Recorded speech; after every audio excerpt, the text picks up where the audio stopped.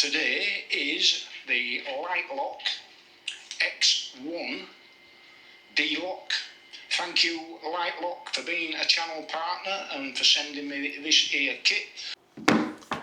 So I've watched loads of these videos on these Litelok X1s, basically become curious, and there's been a lot of break-ins recently around the area I live, and people stealing motorbikes, and I wanted to be a little bit more secure on our bikes, so I was trying to find a decent lock. I didn't want loads of chains and stuff. I just wanted one decent lock that I could still take on tour with me, as well as lock the bikes up in my garage here. So yeah, the X1 is something that's been batted around quite a lot recently. There's done lots of testing on them. It takes most angle grinders about 5 to 7 discs to get through it once. Realistically, you have to cut it twice to get it off the bike, so that's pretty good.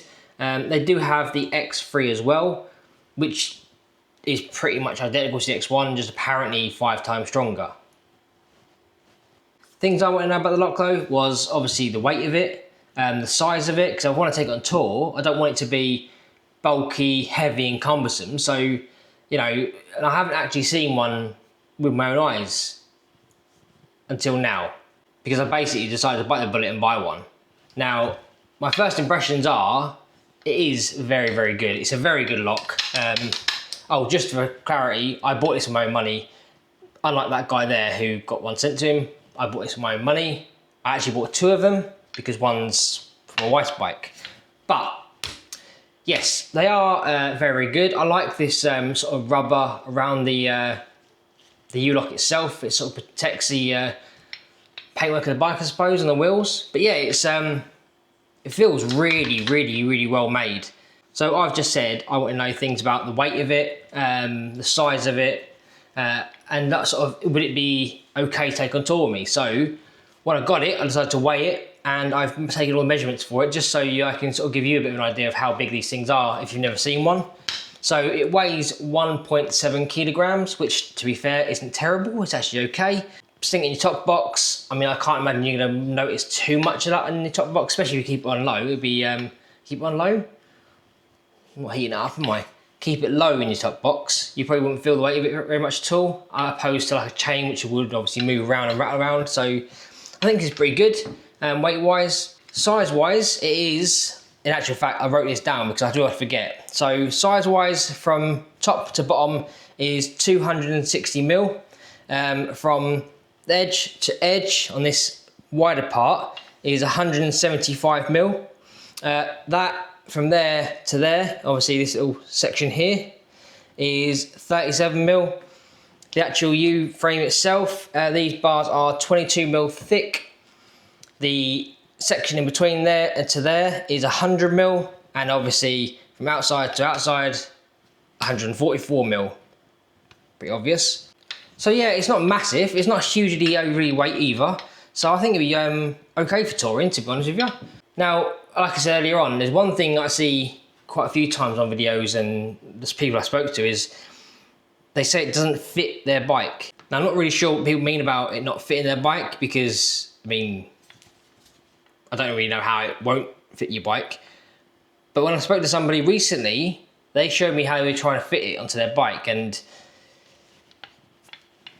yeah, let's just say I had to sort of educate them in the fact it wasn't going to fit that way, regardless of how they tried it. I mean, to the point they was even looking at it saying, oh well, this is now a waste of money, I have to go and buy the X3.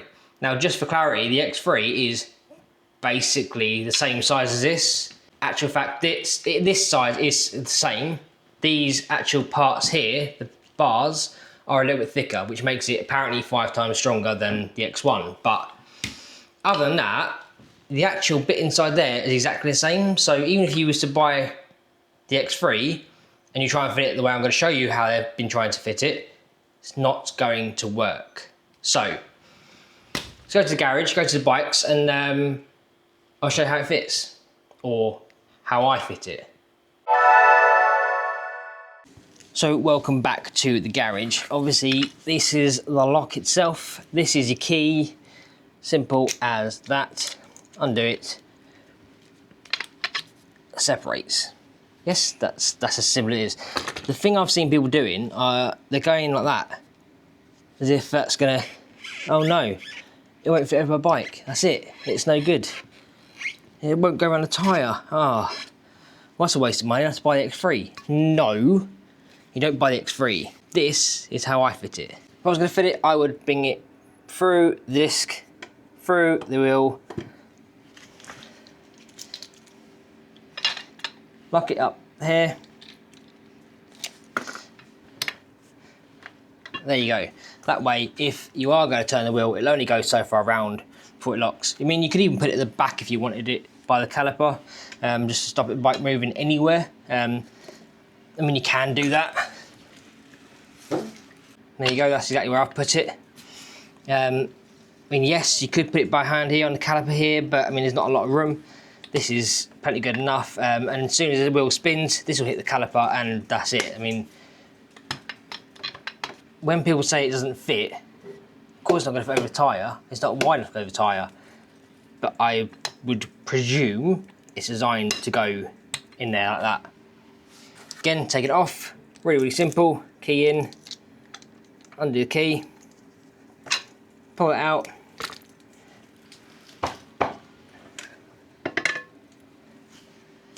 Job done.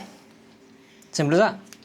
So yeah, the Litelock X1 is pretty damn good. I say, looking by the videos I've seen online, they are pretty good. It's really, really easy to fit. It's not excessively heavy. It's not excessively large either. So like I say, put it in your top box or in a bag. Easy, simple as. And it will protect your bike really, really well. So I'm impressed with it. I'm happy with it. Like I say, I've got one for myself and I've got one for the wife's bike as well. So yeah, I mean, hopefully I never actually have to use it as a lock and someone will try and attack my bike, because it's obviously there as a deterrent as well as a lock itself. But yeah, from looking at the videos, I am confident that this will stop my bike getting stolen. And like I say, it's not massive, easy, throw in your backpack, top box, take it on tour with you, away you go. I mean, you can still use this on your push bike, to be honest, but I mean, it is quite heavy for a push bike. You know, an extra nearly 2 kilo on your push bike. It's I mean, push bike's hard enough it is, isn't it? So that's why I've got motorbikes, and electric push bikes, because I ain't pedaling. That means putting effort in.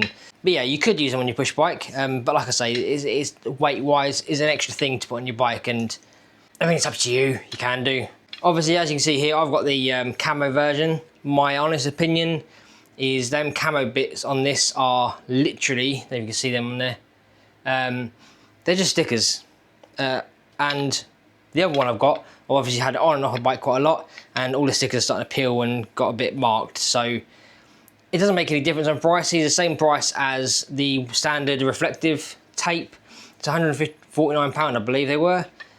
It's £149 well spent if anyone tries to steal your bike, because they're gonna have a bit of a mission getting this off to nick your bike. And guys, only a quick little video just to show you about this little Litelock and tell you the things I want to know about it in case you're interested. Hope you like it, hope it's been informative, and I shall see you on the next one. Catch you later.